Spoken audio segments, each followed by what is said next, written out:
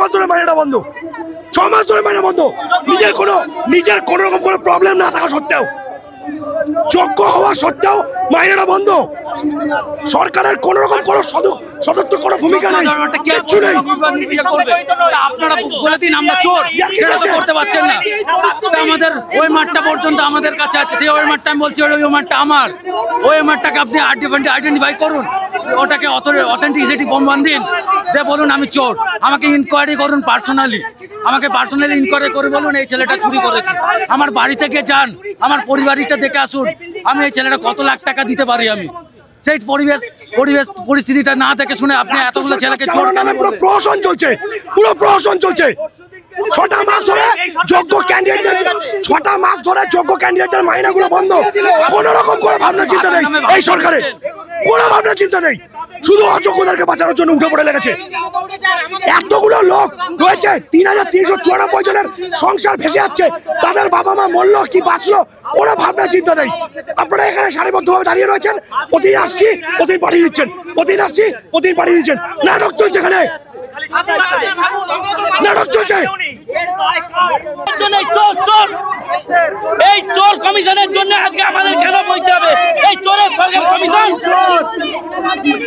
আমরা কি বলছে শুনছি না। আমাদের বক্তব্য যোগ্যকে নিয়ে আজকে আমাদের ব্যবস্থা করতে হবে। এতদিন অনেক বুঝিয়েছেন, আমরা খেতে পাইনি, আমাদের কে দায় দেবে? ওনারা পয়সা দেবে আমাকে? আমরা যোগ্য চাকরিকে হারাবো কেন? এই চোরের সরকারের জন্য। এনারা চুরি করলো তার দায় আমাদের, এনারা ডাকাতি করলো তার দায় আমাদের। ওনারা আলোর রোশনায় ভাসছে, আর আজকে আমাদের বাচ্চারা অন্ধকারে পড়ে আছি। আজকে আমাদের মানুষের 3টে প্রয়োজনীয় জিনিস, খাদ্য, বস্ত্র, বাসস্থান, আজকে আমাদের খাদ্য নেই, তার দায় কে নেবে? আজকে আমাদের লোনের চিঠি বারবার ঘরকে আসছে, আমরা কি করবো? আজকে এনারা ভাবুন যে 7 মাস বেতন নেই, আর যদি এনাদের 7 মাস বেতন বন্ধ হয় তো কি হতো?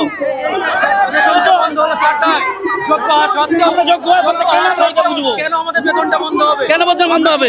সবথেকে বড় অন্যায়টা করেছি তাই পরীক্ষায় বসে আমরা যদি সরকার চুরি করে তাদের আমাদের ওই বেতনটা বন্ধ হতো না। আমাদের মুখ্যমন্ত্রী চুরি করলো, সরকার চুরি করলো, এই বাধ্য বসু না ব্যর্থ বসু এরা চুরি করলো তাতে আমাদের। আর এই চৌরিরা কমিশন সিদ্ধার্থ মজুমদার ইনি চুরি করেছে।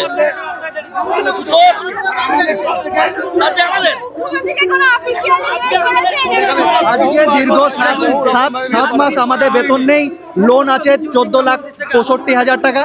এই যে লোনটা কে শোধ করবে আজকে আমাকে বলুন, জবাব দিন। এই লোন কেউ 15 দিন সময় দিয়েছে, বলেছে বাড়ি সিল করে দেবে। আমরা যাব কোথায়? পরিবারকে নিয়ে যাবো কোথায়? থাকবো কোথায়? এ দায় কার? আজকে যোগ্য হয়ে আজকে আমাদের রাস্তায় দাঁড়িয়ে থাকতে হচ্ছে, এই দায়টা কার? আপনারা বলুন।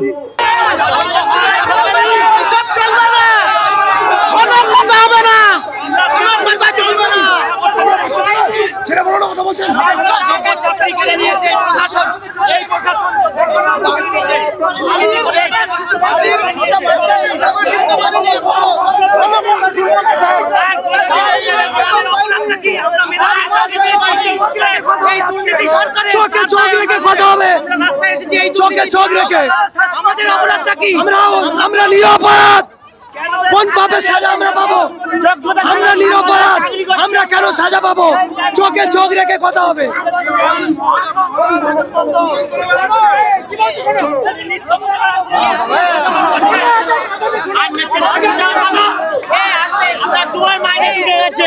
মাসের মাইনেও ঢুকে গেছে, আর আমাদের 7 মাস বেতন বন্ধ।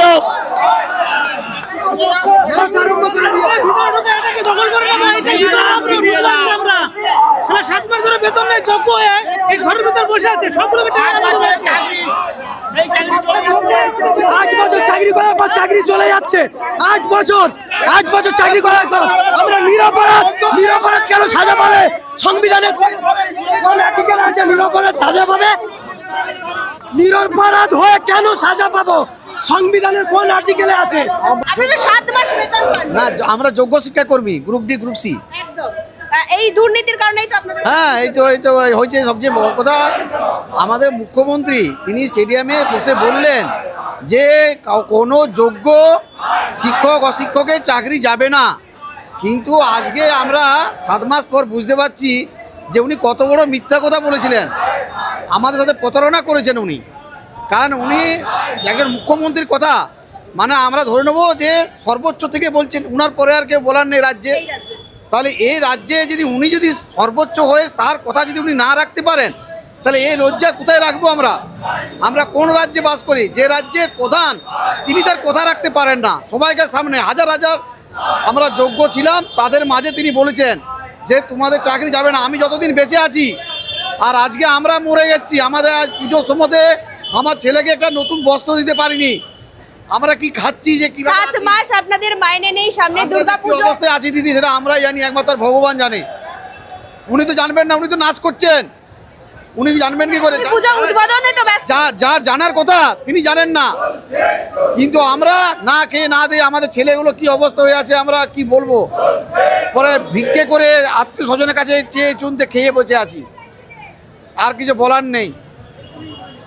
আগের বছর দুর্গাপূজায় অনেকে আমাদের মধ্যে একে একে হারিয়ে যাচ্ছে, নানা রকম রোগে পড়ে যাচ্ছে, ওই জন্য আসতে পারছে না। টাকা নেই, মানুষ আসবে কি করে? অনেক লোককে ফোন করছি, তারা বলছে ভাই আমি এই 500 টাকায় আমি জোগাড় করবো কি করে?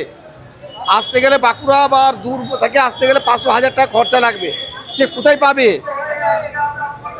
আমি তো দাদা ভাইয়ের কাছে আশ্রয়ে বসে আছি, ওরা দুটি খাবার দিচ্ছে, তাই আমি খেয়ে বেঁচে আছি।